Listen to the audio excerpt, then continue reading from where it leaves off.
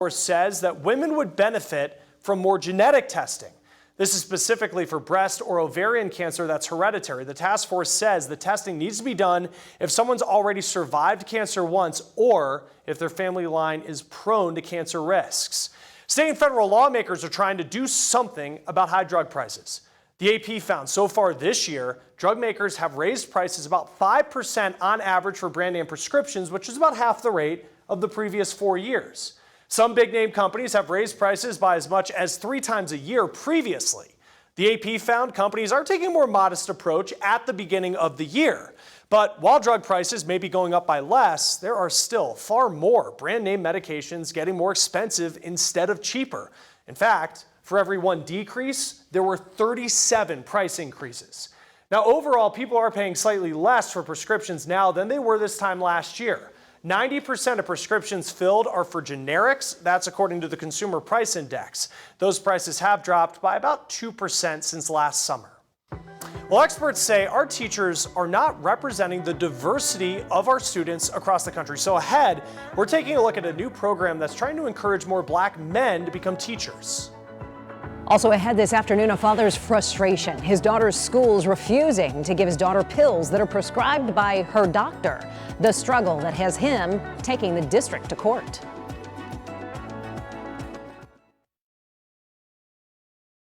For years, there's been a shortage of African-American men teaching in public schools. Now, a university in Maryland hopes to become a nationwide model that gets more black men to head the class. Corey Rangel showing us what it's doing. Julius Davis is working on a lesson plan he hopes will impact the future of black boys in Maryland. I always knew that the one thing that I wanted to do was to give back. Julius is an associate professor about 45 minutes outside Washington, D.C. at Bowie State University. This school year, he's in charge of a new effort to get more black boys interested in teaching and ultimately in front of the classroom. But it could be a tough test. Black men make up less than 2% of teachers in the workforce nationwide, according to the latest statistics by the Department of Education. I think that there's a lot of negativity about what goes on in education and why people shouldn't pursue the career, low pay, things that are issues with students. Julius hopes to change that perception by getting high school boys excited about becoming teachers through conferences, trips, and mentoring programs paid for with the help of a $44,000 grant by the University System of Maryland. Many black males express an interest in education early on, as early as 9th grade, where we're seeing some of these high school-based education programs. The problem is that they're not engaged throughout their 9th, 10th, and 11th and 12th grade year. And so we lose them. For Julius, it's a way to pay it forward and remember the way black teachers helped him. I would say they went above and beyond. They pulled me to a side when I wasn't doing right and got me on track. They kept me focused. They wouldn't let me fail. A lesson learned in high school that Julius now hopes to pass on to other students. In Southern Maryland, I'm Corey Rangel reporting. Corey, thank you. The American labor force could hit a historic milestone this year. The Wall Street Journal reports the part of the workforce that is college educated will soon have a female majority, and that would be for the first time. The milestone also comes as women actually make up less than half of the total workforce. As students get ready to head back to school, there are some concerns about how they're using technology. A Wall Street Journal report found students have access to websites where they pay people to do their homework. They can even actually pay for the full workload of an entire course. Becomes almost a digital arms race, though, in some situations where websites out there are creating more and more sophisticated tools, and our software has to adapt to be able to detect those more sophisticated methods. Now, the sites usually have a disclaimer that says the work should not be for grades. And a beautiful day here in South Florida. Started off with some rain showers during the morning hours, but all of the active weather has since moved inland, and now we're seeing plenty of sunshine along the coast. In fact, this is Bathtub Beach looking beautiful this afternoon. Notice plenty of sunshine from Sebastian through Stewart all the way down towards Boca. All of the active weather is west of Lake Okeechobee. You can see lots of showers and storms along the Gulf Coast, and this will be the trend over the next few days. High pressure out in the Atlantic creating an easterly wind flow, which will bring us some morning rain showers along the East Coast and then the sea breeze marches inland, taking all the active weather during the afternoon hours towards the Gulf Coast. So this will be the story through about Thursday or so. In the meantime, the Hurricane Center still tracking this persistent little area of lower pressure, giving it a 10% chance of becoming a tropical cyclone. Seems very unlikely. It will continue to work its way into cooler ocean waters. Anyway, it is moving into the middle of the Atlantic and it will leave us alone. Stepping out this evening, all is quiet. Temperatures in the 80s. Thank you. Several state lawmakers, they want to see panic alarms in all schools across the state. State Representative Michael Gottlieb filed a bill that would require public, elementary, middle, and high schools to have at least one of these alarms. They would be used for evacuations, lockdowns, or if there is ever a shooter on campus. State Senator Lauren Book is filing a companion bill. Tampa International Airport temporarily shut down overnight while crews demolished an old rental car garage there. An old rental car, there it goes. It came crumbling down. It was 2 o'clock this morning when they did it. The implosion, part of the second phase of the airport's master plan expansion there in Tampa. The airport was closed to all guests and tenants and employees, of course, during the implosion early this morning. Officials say the new space makes room for some new express curbsides there at the airport that are designed for passengers without checked luggage. A Florida dad so frustrated with his daughter's school that he's now suing his district. He says that his daughter takes caffeine pills which help her to walk.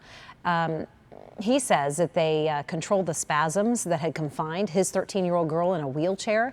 She has a rare genetic disorder. It's similar to Parkinson's. Despite having a doctor's note to take these pills, the school is refusing to administer the medication. My daughter has all these violent involuntary movements that she can't control, and they come in storms and they'll last sometimes for 30 seconds, sometimes as long as 20 minutes. The Hillsborough County School District has a policy that only FDA-approved medication can be administered to students. The district says it has not been provided that documentation in this particular case. Now it's going to be up to a judge to decide who is in the right. IV bars are popping up across the country. Everybody from athletes to even moms are turning to use IV therapy. And Russell Haythorne found that even weddings are getting in on this trend now. Some days Headache, tired. are just rough. I felt like I got hit by a garbage truck. You don't always feel your best. They are just feeling really run down. They have brain fog, they're lethargic. So we have liter of saline and then B complex. But with these patients, if you will, there's more to the story. Kind of feels like a hangover. This isn't a hospital or a clinic, and this is certainly no emergency. We didn't leave the dance floor. This is brunch. The day after the wedding. I got the bands too. It's a growing trend, the bride and groom offering their guests an IV bar after a night of too many toasts. We started recommending it to clients that wanted something creative. And it's been a huge hit with the younger crowd in particular. Absolutely. You're starting to feel hydrated. More alert. Wedding planner Heather Allen says it's big with destination weddings. We bring people up to the mountains. They're not used to the altitude. If you're just looking for a quick way to recover, it's just the most efficient way. Katie Wafer launched Hydrate IV Bar in Denver a few years ago. Normal saline, which is the hydration aspect, and then water-soluble vitamins. She now runs multiple Denver locations, as well as special events like this one in Beaver Creek. I was really drawn to the health and wellness side of it. Most of her employees have nursing backgrounds. The safety is here. We take it very seriously. They can put B12. You can kind of make your own little cocktail out of it, whatever your needs are. Cocktails of a different sort to keep the party alive. It's awesome. Feels great. So you're not done just because you overdid it. I definitely feel better. I feel like I can actually go enjoy my day today. Interesting way to do it, Russell. Thank you. Now, Facebook is taking further steps to protect your privacy. Social Network is rolling out a new feature called Off Facebook Activity. It actually lets you see what outside activity Facebook is monitoring. Now, you will have the ability now to turn off the tracking. The feature is only available in South Korea, Ireland, and Spain, at least for now. Meantime, Facebook is taking steps to help people in the UK keep their data safe. That starts our newsfeed. Social Network going to open privacy cafes where people can go get expert advice on how to keep their data safe. Now, no word on if these will be offered in the United States. 7-Eleven shoppers will no longer have to wait in line in New York. The store's app can be used for mobile checkout. Right now, this is happening at 33 locations in the city to start. McDonald's trying to pay it forward. The fast food company now handing out 500 free coffee cards to people who have a big impact in their communities. This move is in honor of the 10-year anniversary of the McCafe brand. We'll talk about a terrifying encounter right here. Two teenage boys visiting a California town near Lake Tahoe went to their kitchen, and boy, look at what they found. That is a bear going through their fridge. Now, the family says the bear only went after some taco meat. Needless to say, this is not a memory these kids will forget anytime soon. It looked us both in the eyes, and it started coming towards us, and that was one of the scariest moments, coming face to face with the bear. Yeah, I'd be hightailing it out of there. They did call police who were able to come and get that bear to leave the house without incident. Well, being too warm or too cold, that can play a role in if you have trouble sleeping. But a new recommendation says that you should set your thermostat to 82 degrees at night. 82. Well, that got us talking. And coming up, we went to the sleep experts to debate this. Welcome back. Right now, Florida Fish and Wildlife is trying to get to the bottom of something strange they have observed in this video right here. Panthers and bobcats caught on camera, and they appear to be walking really abnormally. This is the West Coast here. Their back leg coordination, officials say, is really off. FWC confirming neurological damage in at least one panther and one bobcat. They aren't sure just what's causing it in this area. The agency, meanwhile, testing for potential toxins, diseases, and nutritional deficiencies as well. The Pasco County Emergency Management Team working to determine the cause of 6 depressions in a neighborhood called the Hudson neighborhood. You're looking at them right here. The initial assessment was conducted last week. The latest site visit reportedly showed a slight increase in the size of these depressions, again popping up out of nowhere, but officials say there are no safety concerns at this point anyway. Homeowners in the area have been contacted, as well as representatives from the Homeowners Association. A nurse found herself in the right place at the right time during a Major League Baseball game. Danielle Campos, she was at the game between the Diamondbacks and Giants when she saw people trying to wake up a man who was slumped over in his chair. Turns out he needed CPR, so Campos jumped right into action along with several other strangers. I would just want him to know that I would have done it for anybody, and it's unfortunate that that's what happened to him, but I was very lucky to be able to help him in that time. Yeah, just the type of person you need in the building during an emergency like that. Now, she hasn't been able to talk to that man just yet, but she is hoping that he'll reach out soon. All right, well, here's a question that is often debated. What temperature do you keep when you're trying to sleep at night? Well, a recommendation from Energy Star, it's getting some serious traction as people are debating what the right temperature actually is. Now, it found the ideal temperature for you to sleep in is 82 degrees. That's according to them. May sound a bit warm, certainly is. This is the temperature that it says would actually save you the most money. Now compare that to the National Sleep Foundation, which says that you should keep your bedroom temperature between 60 and 67 degrees. So who really is more accurate? What's the way you really should be going? Well, the experts we talked to say go with the National Sleep Foundation. Your circadian rhythm, that is your internal clock, is highly temperature dependent. Your body actually, the circadian rhythm is a temperature rhythm. And as you're sleeping at night, your temperature drops significantly. If you're sleeping in much warmer temperatures, you tend to become restless, sleep less comfortably, and a lot of the sleep cycles that you normally would go through are actually interrupted. Now, a couple of other temperature recommendations that Energy Star put out. It says to keep your house at 78 at the lowest and to keep it at 85 when you aren't home. Job interviews, they are stressful, but now there's a new tool that'll help you make a better first impression. We're going to show you how it works, how it can give you feedback to help you land that new position. Also ahead, lending a helping hand, the unique support adults with disabilities are getting so they can make it on their own.